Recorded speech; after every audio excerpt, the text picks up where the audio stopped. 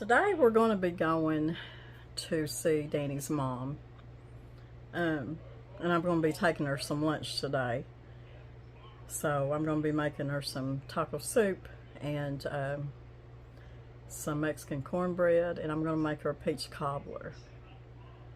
We really need to go see her. It's been a while since we've been over there.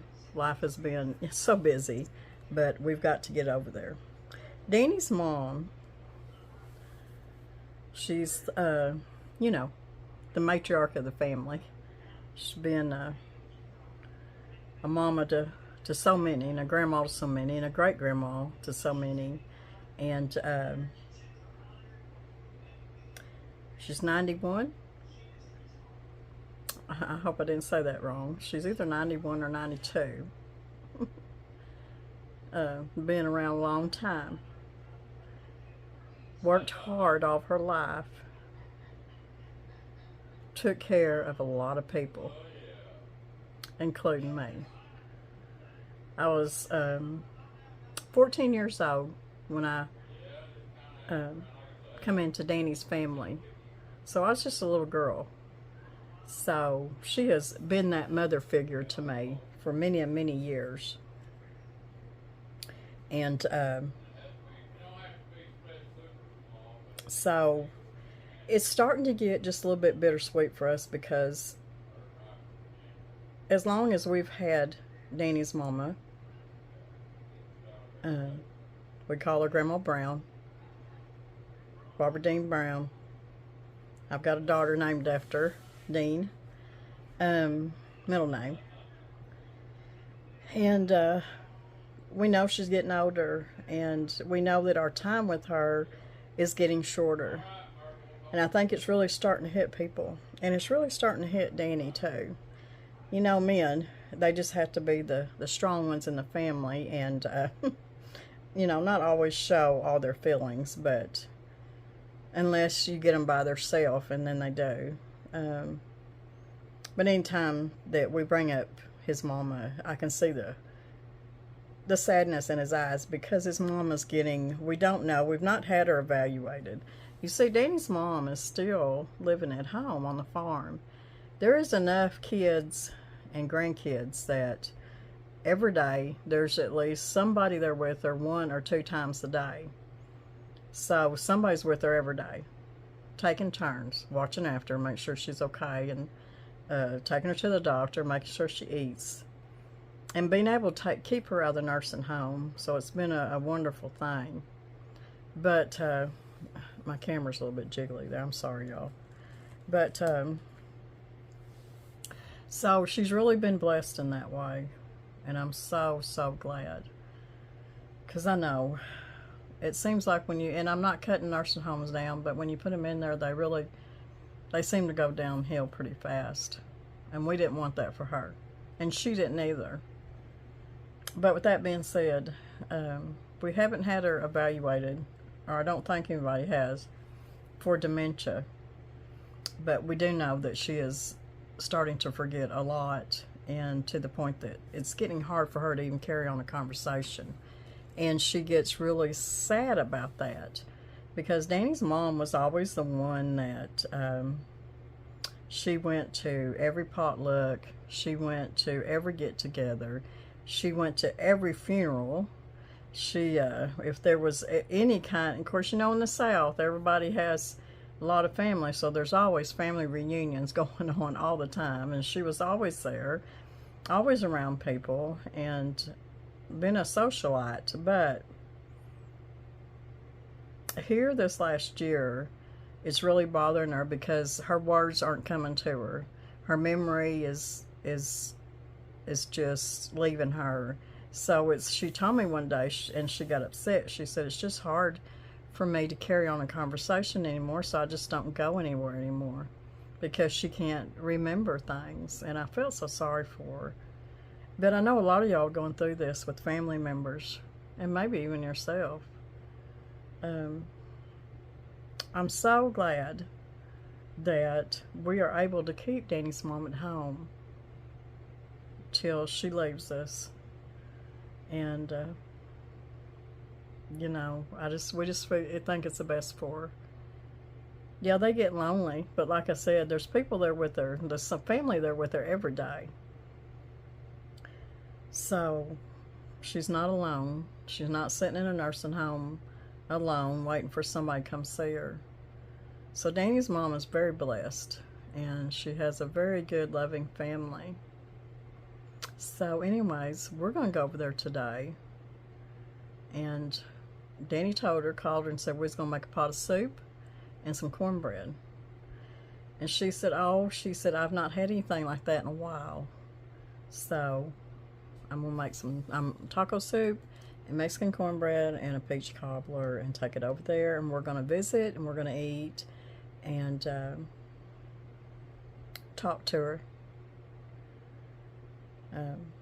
I think there's even times, say for instance, at my oldest daughter's baby shower several months ago, she did come with the aunts, Aunt Doe and Donna and Aunt Pam, and I know she was kind of struggling because my youngest daughter was there, and then Brittany, my oldest daughter, who's fixing to have a baby, and there was, you know, different people there from the, you know, the other side of the family, and I could tell she was really struggling. So she was really quiet, and she's always, like I said, been a socialite, loves to visit and talk. So when they were leaving, I hugged her, and she said, I'm so sorry. She said, I just can't remember my words. So that is sad, and we're all going to be there one of these days. So if you have a family member that's going through this, please just be patient with them and talk to them, and whatever days they have left on this earth, just make it as good as you can for them. You know, you think about it. Danny's mama brought all these kids into this world.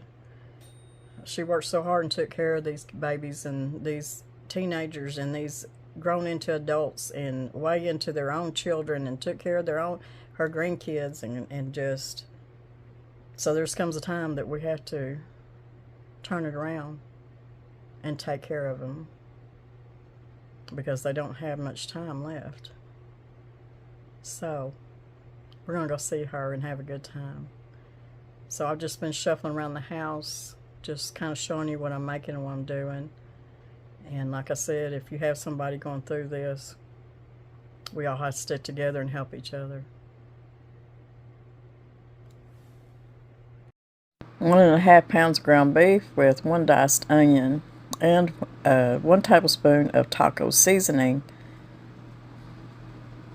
cooked with my ground beef. We've got 15 ounces of black beans, kidney beans, pinto beans, some hominy, 15 ounces of hominy, and a can of stewed tomatoes, some green chilies, about 4 ounces of green chilies, in with our ground meat, with about a cup of water, or you can put some kind of broth in it. I like my taco soup a little bit thicker, but you can put a little bit more broth in it if you want to. But just taste it as you go for salt and maybe a little bit more taco seasoning to season it up the way you like it, and as spicy as you like it. But a 4-ounce package of taco seasoning is usually what I put in here, but you can put a little bit more. And if you make your own taco seasoning, like I do sometimes, just put about 4 ounces or so, or however you like it. Put you about, if you make your own, put about, what I do is a couple tablespoons, then I'll taste it and maybe put a couple more tablespoons.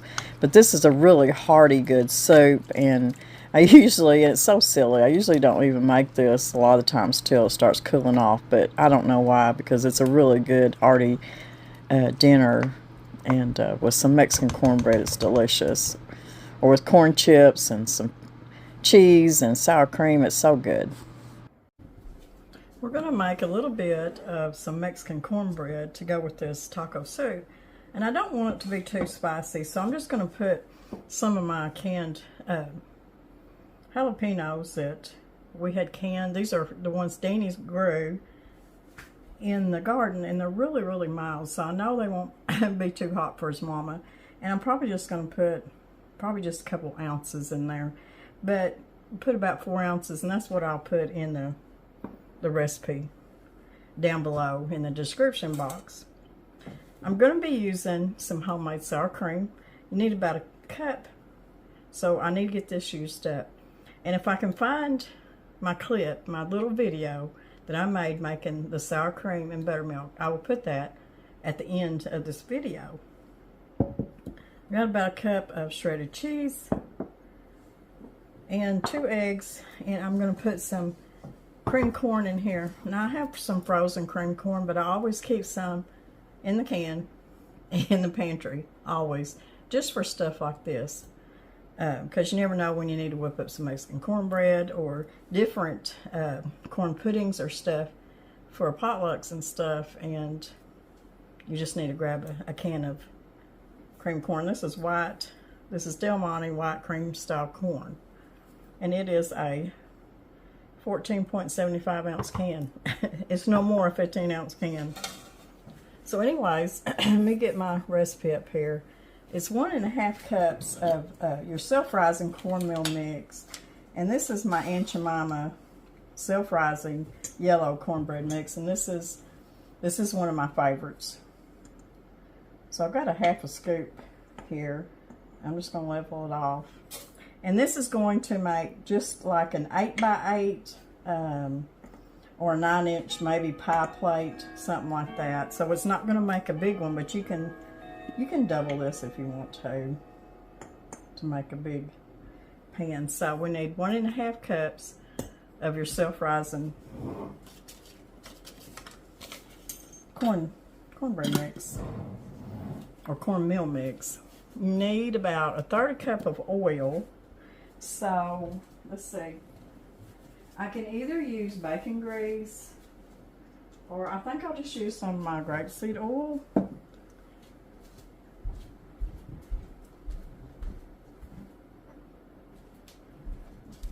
And I should have already had this measured out. This is one of my favorite measuring devices. I get these at Walmart,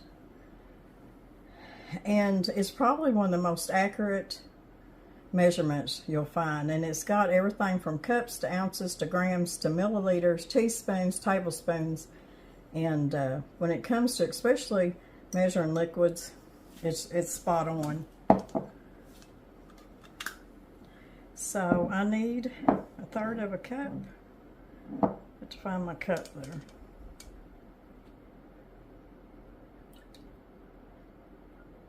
You can use any kind of oil that you use.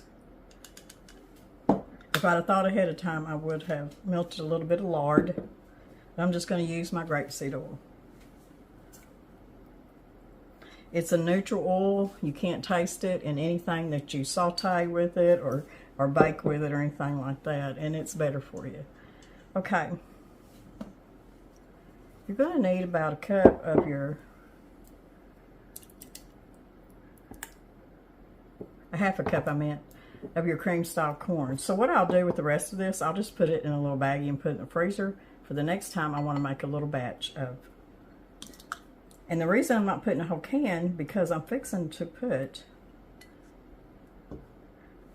my sour cream in here. And this is going to be probably about an ounce, a cup of my homemade sour cream. Like I said, it needs to be used up. When you make homemade sour cream or buttermilk, you need to really use it within that week. In fact, right now I need to start me another probably pint of buttermilk instead of a quart, because when you get busy and you're not home during the week much and you're not using it, now you can freeze it too. I do freeze buttermilk in ice trays or just whatever.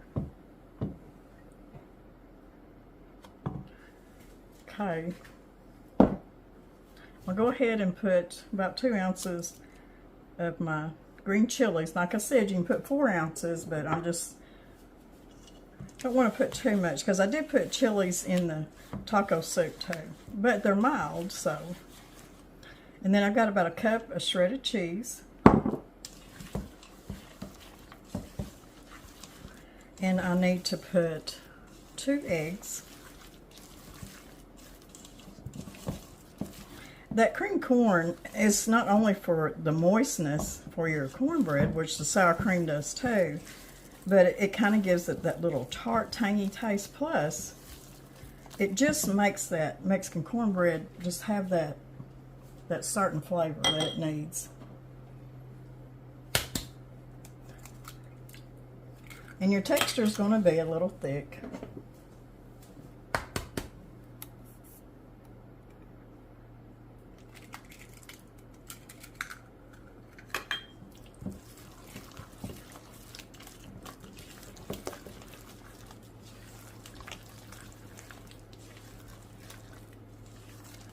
So that is an easy,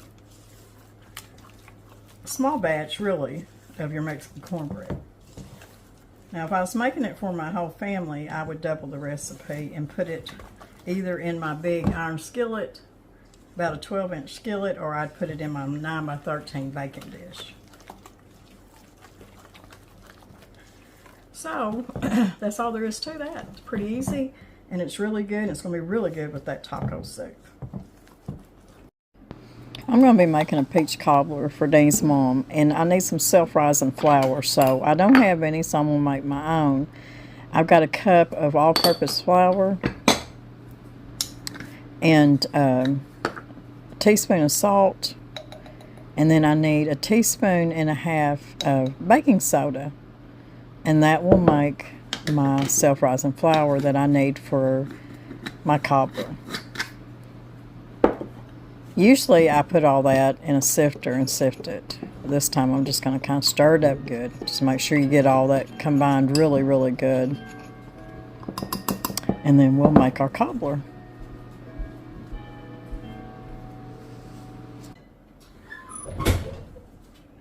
I've got this is a 6-inch cast iron skillet, and I'm going to use it. But you need to use either a 6-inch cast iron skillet or use an 8 by 8 maybe cake pan, or a 9-inch pie plate. But I got a little bit of lard in it, about a tablespoon of lard. And I'll put my batter in here. And I've got my oven. Usually when I make a big pan of cornbread, I've usually got it on about 425 in my oven. My oven gets really hot. I'm going to put this on about 400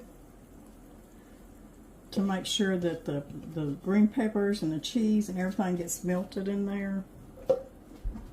And because it's got the cream corn and sour cream, I'm going to put this in here, and I'm going to check it in about 20 minutes.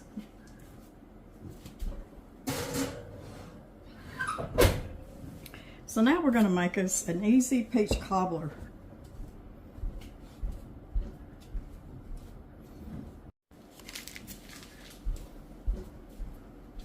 So the first thing you want to do, you want to put your oven on about 375, 400. I've got a stick of butter in here.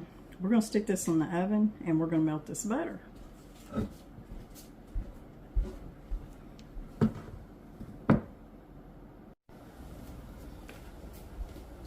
We're going to mix this really easy batter up, and all it's going to be is about 3/4 cup of sugar, a cup of your self-rising flour,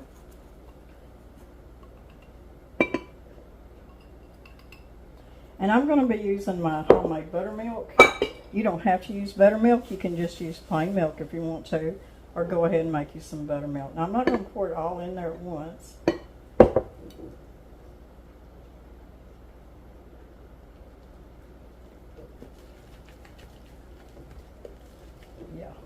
Going to take all of it, if not a little bit more, because I'm using buttermilk and it's thicker, makes a thicker batter than regular milk.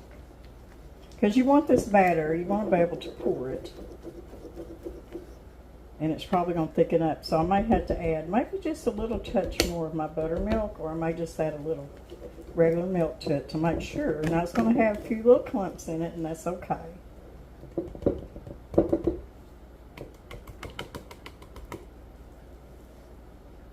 So that is pourable, but if it gets too thick on you, just put a little bit more milk in it.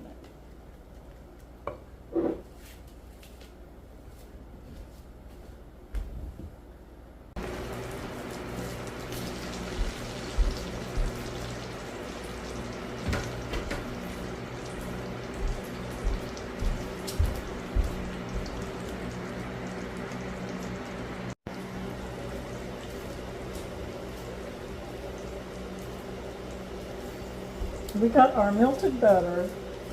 So what we're going to do is I've got about 4 cups of peaches here.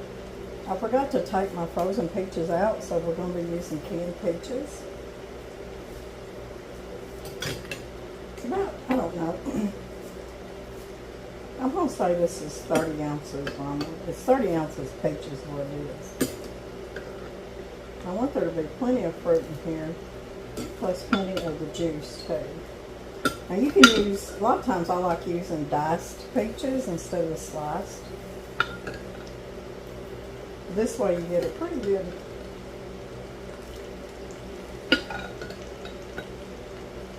Now some of the recipes want you to pour the batter over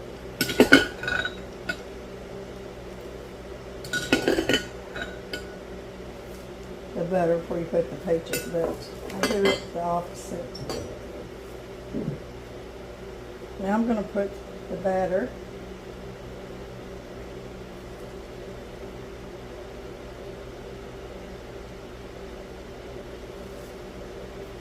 just pour it over all your, right on top.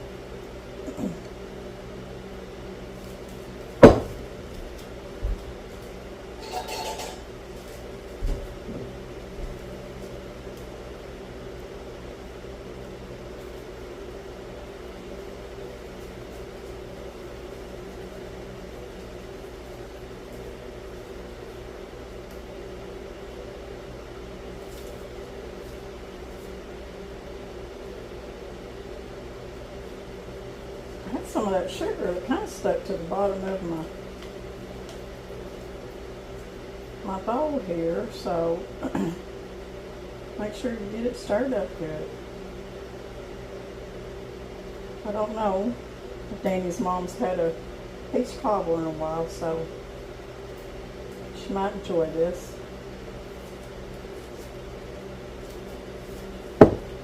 You can also put your little bit of vanilla in that batter too. I'm going to pour my juice over all this. I've got a little bit of brown sugar that I just like to sprinkle on top.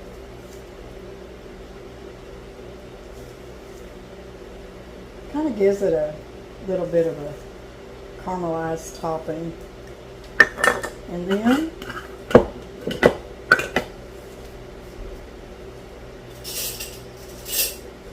I like to put just a little bit of cinnamon.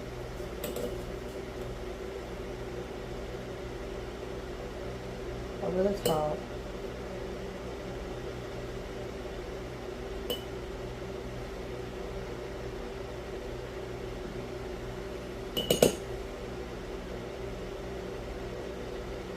Just like that. Don't stir it. I'm going to put this in a 375 oven.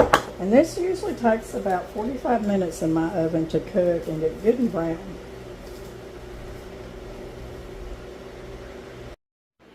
Okay, I wanted to show y'all how I plan on traveling in the truck with this pot of soup. Now, usually when I'm taking something like this, I put it in my slow cooker where I can, you know, it travels pretty easy. But I'm taking my pot this time. And what I've done is I just put a pot holder on the bottom. And I've got this enamel pan. I get all my old enamel pans at flea markets and auctions and stuff like that. But I'm going to stick it down in that, and then I'm just going to put me some foil on top. And this stuff is still hot, and it'll probably still be hot when we get there. And sometimes I'll even throw a towel over it. So that's how I'm going to get that over there, and it's about a 45-minute drive. Part of it's on gravel, so you have to be careful how you travel with it. And I'm just taking my cornbread just like this. I'm just going to cover it up with my tea towel. It's still a little warm. And this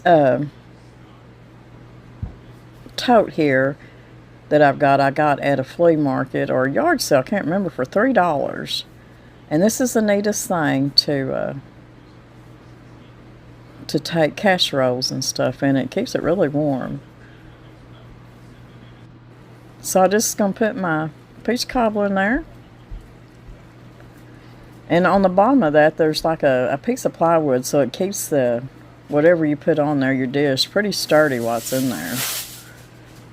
And by the time you get to where you're taking it, it stays very, very warm. But I'm going to put a piece of foil on top of this too. Just keep anything from getting on it. It's still hot. Just come out of the oven. And this has got handles on each end, so it's going to be a little bit tighter than usual, but I think I can get it buttoned. And having a button on it, it just really, it tightens that up good and keeps the cover on it. And it's really a neat little thing. I use it all the time, so there you go. And sometimes you have to be careful. Them little rods want to come out. I think I need to get another rod and cut it to where it fits better, but it does work good. Just have to kind of... Got a little honeydew project going today. This here was raised up because of this big wash tub built up on a wood block, and it's hard to clean in behind this, and it wants to keep moisture, any moisture that falls down in behind it. And it's worked fine for, we've been here almost 10 years, ain't we? But there's a lot of moisture that's wanting to collect and stay behind it. So I'm going to tear all this out and put a different style faucet in it. And we'll give you an idea of what it looks like when we get done.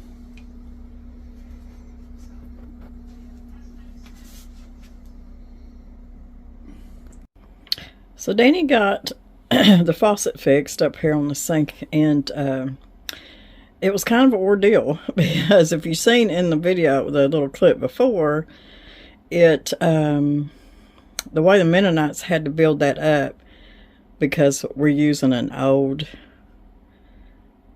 tub here for our sink, and our bathroom is just off of my washroom, so we use this sink for a lot of different things, even stuff that we bring out of the garden and stuff. If the kitchen sink is full, we scrub this one and use it.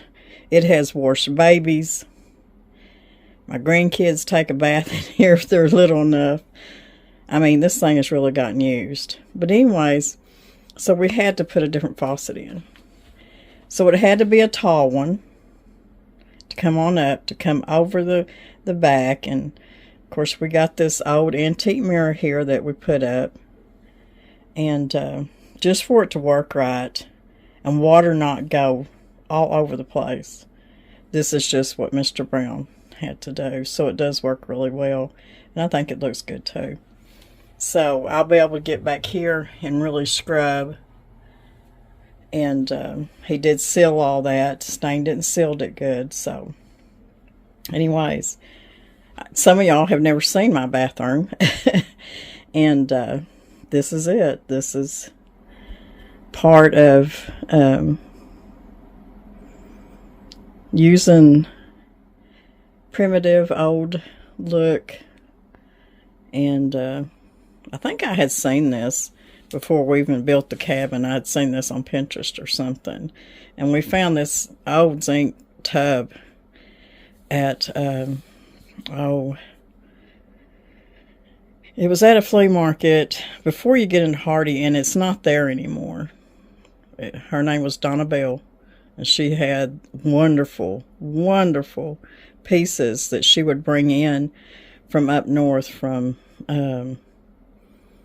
Illinois and Pennsylvania and Ohio, and she did, and a lot of our pieces are from her store. In fact, I'm pretty sure this one right here is, and I did paint it a little. So that is a very, very old pie. Well, probably what they use for pantry and reason. If you look right here, I don't know if you can see it. Let's see. There's holes on the side, and it's got some kind of mesh wiring. That's so the pantry could have air circulating through there. So, yeah. Just a little look at my primitive bathroom. It might give you an idea of, Even if you don't put this in your bathroom, you may want this in your laundry room or something. But we think it's really neat. We're on our way to Danny's mama's house, and I just thought I'd bring y'all along with us. This is a road that we traveled, so many years, growing up, dating, married, children, and then we kind of moved to the other side of the world a little bit, about 45 minutes away from where we live, from our house. But yes, we traveled this road many times. When Danny was really young, this road used to be gravel. It's a narrow road, and it's bumpy, but it's beautiful. The trees, Arkansas is so blessed with so much timber, beautiful hills and windy roads. But this is the way to Grandma's house. So we're gonna go and spend some time with Danny's mom. So we're gonna end this vlog, this daily vlog, of just saying how much we enjoy being with y'all. Mr. Brown loves being with y'all too. He's a busy man, even though he's retired, let me tell you. But we love y'all. We hope y'all have a beautiful weekend. Be blessed. God loves you. We love you.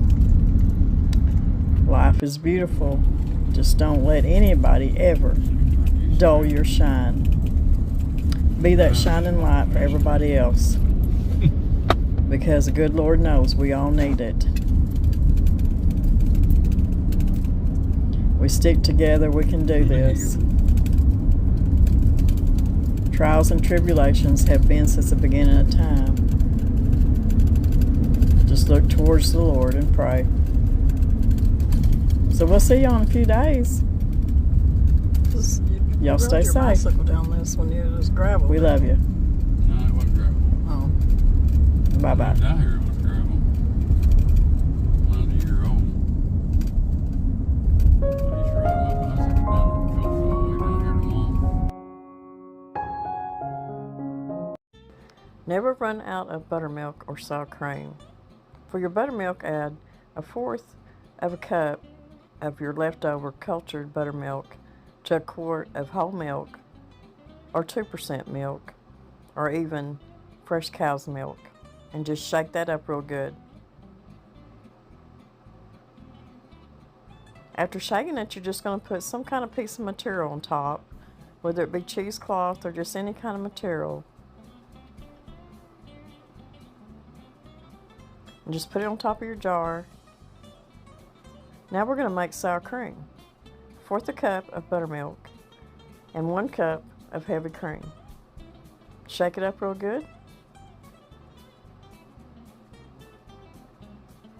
Put a piece of cloth over it, just like you did your buttermilk. Set both of these back on your counter for 12 to 24 hours. And you'll never run out of buttermilk or sour cream. 22 hours later, this is your sour cream, and this is your homemade buttermilk. Enjoy.